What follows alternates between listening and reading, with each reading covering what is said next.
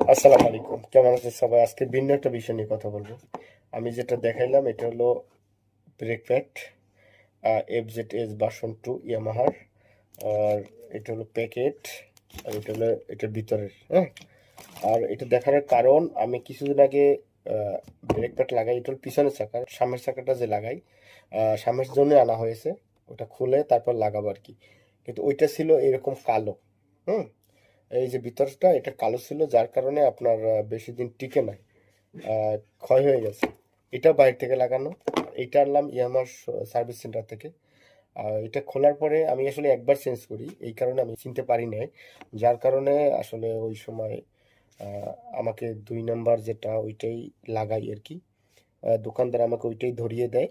আর এখন যেটা লাগাইছি, এটা লাগাবো আর কি। এটা হলো, এই দেখতে পাচ্ছেন তামার পরিমাণ, দেখলে বোঝা যাচ্ছে তামার পরিমাণ বেশি এবং পুরোটাই তামা।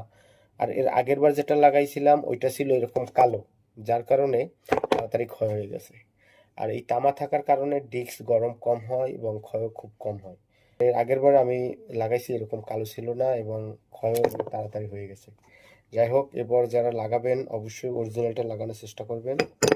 এরকম প্যাকেটে সিল থাকবে, ইন্ডিয়ান, মেড ইন ইন্ডিয়ান থাকবে, ইন্দোনেশিয়া থাকবে, দেখে বোঝা যাবে না।